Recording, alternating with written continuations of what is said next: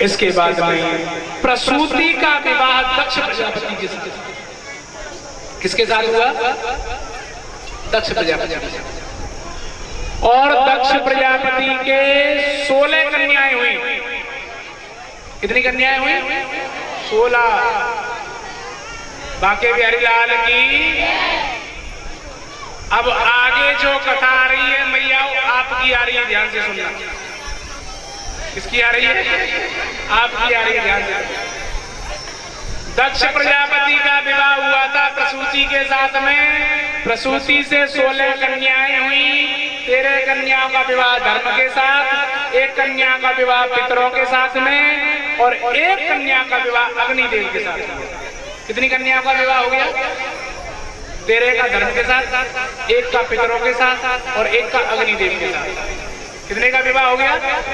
15। 1 कन्या का विवाह हुआ जिसका नाम था सती। किसके साथ में हुआ? बाबा भोलेनाथ के साथ। बाबा भोलेनाथ के साथ में हुआ। बाबा भोलेनाथ के साथ में जब सती का विवाह हुआ तो बड़े आनंद के साथ में बाबा भोलेनाथ रहते हैं कैलाश पर। जब कैलाश पर रहते हैं तो एक दिन मैया सती ने पूछ लिया, ये राम कौन है? दशरथ के पुत्र हैं वही राम है, या जो कौशल्या हितकारी हैं वही राम है, जो सीता के बल्लभ हैं वही राम है, या जो भरत के भाई हैं वही राम है, जो तीनों लोगों के स्वामी हैं क्या वही राम है? ये राम कौन है? ऐसे ही संशय की न भवानी। संशय किसने किया? मैया सती ने। बाबा भोलेनाथ ने कहा कि मैं तुमको समझाऊंगा तो तुम्हारी समझ में नहीं आएगा, क्योंकि पत्नियों को बात पति की एकदम से समझ में नहीं आती। तो बाबा भोलेनाथ ने कहा कि मैं तुमको कथा सुनाने के लिए लेकर के चलता हूँ। एक काम करो, तुम कथा सुनने के लिए चलो मेरे साथ। कहाँ? बोले प्यारे बाबा भोलेनाथ कहते देवी तुम एक काम करो, कथा सुनने के लिए चलो। तो बाबा भोलेनाथ मैया सती को लेकर के गए कथा सुनाने के लिए। एक बार त्रेता युग माही शंभु गए कुंभज ऋषि माही। एक बार की बात, बाबा भोलेनाथ त्रेता युग चल रहा था। कौन सा युग चल रहा था? एक बार त्रेता युग माही और शंभु गए। बाबा भोलेनाथ गए कहां पर? कुंभज ऋषि माही, यारे कुंभज ऋषि के यहाँ। कुंभज ऋषि माही, कुंभज ऋषि कोई और नहीं, अगस्त ऋषि। अगस्त ऋषि के आश्रम पर गए। कौन कौन गया साथ में?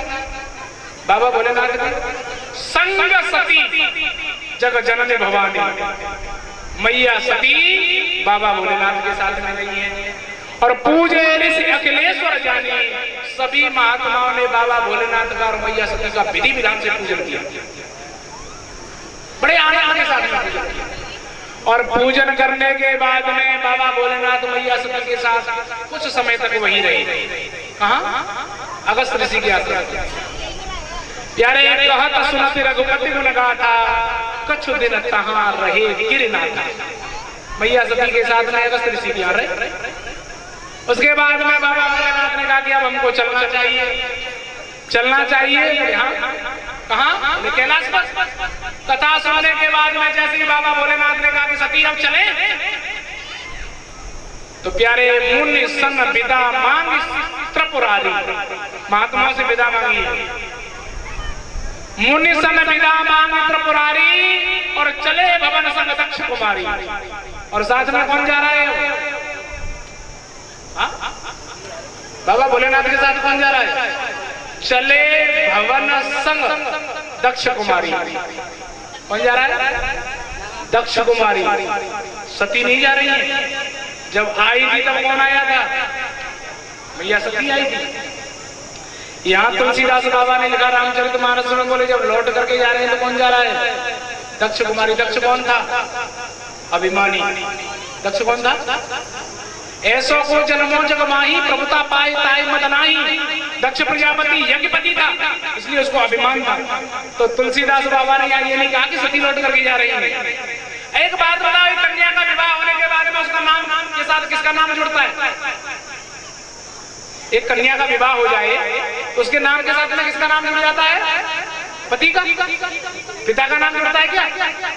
जब मैया सती का विवाह हो गया तो दक्ष प्रजापति का नाम क्यों जोड़ा गया? क्यों? क्योंकि मैया सती इस समय अभिमान में है, तो लौट करके जब जा रही है तो ये किस समय की बात है? त्रेता युग की। कौन से युग की? राम कथा सुनने आई थी 23, और ये समय है त्रेता युग। और त्रेता युग में प्यारे 23 अवसर भंजन महिवारा, हरि रघुवंश लीन अवतारा। उस समय राम जी का अवतार हो गया था। राम जी का अवतार कब हुआ था? त्रेता युग में राम जी का अवतार हो गया था। और राम जी का अवतार हुआ, मैया जानकी के साथ विवाह हुआ, कैकेयी ने वरदान मांग लिए, राम जी को वनवास हो गया, जानकी का हरण हो गया। और जब जानकी का हरण हो गया, जंगल में राम जी ढूंढते हुए जा रहे थे जानकी मैया। उस समय बाबा भोलेनाथ और मैया सती के साथ लौट करके जा रहे हैं। मैया सती के साथ लौट करके जा रहे हैं तो भोलेनाथ ने देखा राम जी को। किसको देखा? राम जी को देख करके भोलेनाथ कहने लगे, ओहो, परमपिता परमात्मा का अवतार हो गया, जिसका मैं राम राम हर समय जपता हूँ, वो अवतार लेकर के आ गए। वहीं से बाबा भोलेनाथ ने प्रणाम किया। मैया सती ने पूछ लिया, किसको प्रणाम कर रहे हो? बाबा भोलेनाथ कहने लगे, ये वही है जिनकी कथा सुन करके आ रहे हैं। कौन? बोले ये राम है। मैया सती कहने लगी, ये वही राम है। वहां तो अगस्त ऋषि कह रहे थे कि भ्रकुटी हिलने से प्रलय हो जाती है। क्या कह रहे थे? राम जी की भ्रकुटी हिलने से प्रलय हो जाती है। और यहाँ ये राम जी क्या कर रहे हैं? हे खग हे मृग मधुकर श्रेणी, तुम देखी सीता मृग नैनी। क्या किसी ने मेरी मृग नैनी सीता को देखा है? अब यहाँ भ्रम हो गया। किसी की भ्रकुटी हिलने से प्रलय होती है, वो ऐसे जंगल जंगल भटकेगा रोते हुए। मैया सती को भ्रम हो गया। और मैया सती को भ्रम हुआ तो मैया सती ने कहा, हाँ तुम कह रहे हो तो हो सकता है भगवान हो। राम जी भोलेनाथ कहने लगे, नहीं नहीं, भगवान पर शंका नहीं करनी चाहिए कभी। ये तीनों लोगों के स्वामी है, वही मर्यादा पुरुषोत्तम राम है, प्रणाम कर लो। मैया सती कहने लगी, जब तुम कह रहे हो तो हो सकता है महाराज, लेकिन विश्वास नहीं हुआ। क्या नहीं हुआ? और मैया सुनो, अगर पति की बात का विश्वास नहीं करोगे तो पछताओगी। क्या होगा? पति की बात का विश्वास करती हो कि नहीं करती हो? हाँ? कितनी मैयाएं हैं जो अपनी पति की बात का विश्वास करती हैं? हाथ उठाओ। सब करती हैं, लेकिन कुछ मैयाएं तो बीच में उठा रखा है, थोड़ा करती है थोड़ा नहीं करती। लेकिन इतना याद रखना, पति की बात का विश्वास करना, और नहीं करोगी तो क्या होगा? वही होगा जो सती के साथ हुआ। ध्यान से सुनो। विश्वास करते हो पति की बात का? हाँ? करते हो तो ये बताओ, पति के सोने के बाद में फिर मोबाइल चेक क्यों करते हो? पति के सोने के बाद मोबाइल में क्या चेक करते हो? बाकी बिहारी लाल की पति पर कभी शंका नहीं करनी चाहिए, क्योंकि पति तो स्वयं भगवान होता है। कौन होता है? भैया होता है कि नहीं? पति भगवान होता है कि नहीं? हाँ? नहीं होता? बाकी बिहारी लाल की। अच्छा ये बताओ, कितनी मैयाएं हैं जो रोजाना अपने पति के पैर छूती? हाथ उठाना। 1 2 3 4 5 5.5 बस। हाँ? पूरे गांव में बस 5 मैयाएं पति के पैर छूती है। अरे मैया, तुम्हारा पति है, पति के पैर छूने चाहिए। हमने ये तो नहीं कहा कि हमारे पैर छू। आप अपने पति के पैर छुआ करो रोजाना सुबह उठते ही। नियम बना लो।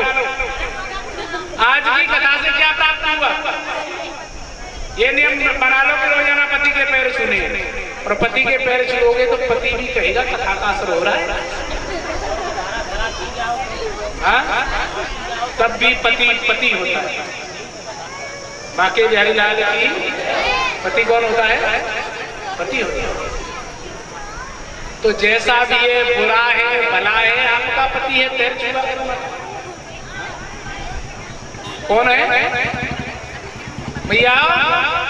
अब ये बताओ, कल से कौन कौन सी भैया पैर छुएंगी? हाथ उठाओ। अरे महाराज, पंचों की बात तो शर्माते हैं, लेकिन बात नहीं मानेंगे। बुरा है भला है जैसा भी है, मेरा पति मेरा। कौन है? कौन है? चेला है? अच्छा, देवता है। किसी ने बोला है चेला है? पति को चेला बना दिया। लेकिन एक बात याद रखो भैया, जैसा भी हो पति उसके पैर छूने। समझ में आ रहा है? गर्दन हिला लिया करो। बाकी बिहारी लाल की पंडित जी 3 दिन की बात, और 3 दिन तो हो गई, उसके बाद तुम अपने घर और हम अपने घर। तो पति के पैर छूने चाहिए। आज प्यारे पति की बात का विश्वास कर लेना चाहिए, लेकिन पति की बात का विश्वास नहीं किया मैया सती ने, तो क्या हुआ? ध्यान से सुनिए।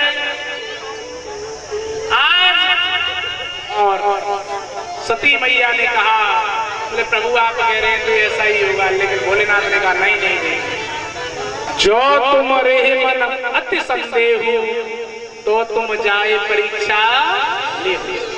तुम्हारे मन में अगर शंका है तो जाकर के परीक्षा ले लो। मैया सती परीक्षा लेने के लिए जाने लगी, तो बाबा भोलेनाथ ने कहा कि देवी एक बात याद रखना, परीक्षा लेने के लिए तो जा रही हो, जैसे जाय मोह भ्रम भारी, करम जतन विवेक विचारी। क्या कहा? जो भी कार्य करना विवेक से करना, और प्यारे जो कार्य विवेक से किया जाता है वो कार्य सिद्ध होता है, और बिना विचारे जो करें फिर पाछे पछता है। जो व्यक्ति बिना विचारे कार्य करता है वो कभी सफल नहीं होता। रामचरितमानस में एक कांड है जिसको हम लोग कहते हैं सुंदरकांड। रामचरितमानस में सबसे ज्यादा अगर किसी कांड का पाठ होता है तो वो कौन सा कांड है? कौन सा कांड है? कौन सा कांड है? सुंदरकांड। सुंदरकांड का ही पाठ क्यों होता है पता है किसी को? सुंदरकांड से पहले आता है किष्किंधा कांड। किष्किंधा कांड में आप पढ़ोगे तो किष्किंधा कांड में एक ही चर्चा होती रहती है। बोले क्या? बोले महाराज मंत्रियों के साथ में सुग्रीव बैठा है और विचार कर रहा है। मंत्रियों के साथ बैठ करके विचार कर रहा है। जानकी मैया का हरण होते हुए देखा सुग्रीव ने, फिर भी आक्रमण नहीं किया, सिर्फ विचार करते रहा क्या करें क्या नहीं करें। और एक बात याद रखना, जो व्यक्ति विचार ही करते रहता है वो जीवन में कभी सफल नहीं होता। और सुंदरकांड के बाद में आता है लंका कांड। लंका कांड में कोई विचार नहीं किया जाता। लंका कांड, लंका में से 2 लोगों को निकाला गया था रावण के द्वारा। एक अपने पुत्र को सुमंत को, दूसरा विभीषण। एक दिन सुमंत ने कहा था रावण से, बोले पिताजी कुछ तो विचार करो, इतनी सेना लंका के द्वार पर आ गई। सेनापति कहने लगे क्या विचार करना? का करिए विचारा। बोले फिर भी कुछ तो विचार करो, इतने बंदर भालू हैं। बोले का करिए विचारा? बंदर भालू आहार हमारा, सबको पकड़ पकड़ करके खा जाएंगे। और सुमंत कहने लगा महाराज फिर भी खाने से पहले भी तो विचार किया जाता है। और सेनापति कहने लगे, सैनिक कहने लगे रावण के, बोले जो खाने में भी विचार करे वो राक्षस कैसा? जो खाने में विचार करे वो राक्षस कैसा? तो सुमंत ने कहा क्या सबको पकड़ के खा जाओगे? बोले हाँ सबको पकड़ के खा जाएंगे। और एक बात बताओ, कुछ दिन पहले एक बंदर आया था हनुमान, जिस दिन आया था उस दिन एकादशी दी क्या कि तुम लोगों के पेट खराब है। एक बंदर आया उसको तो पकड़ के खानी।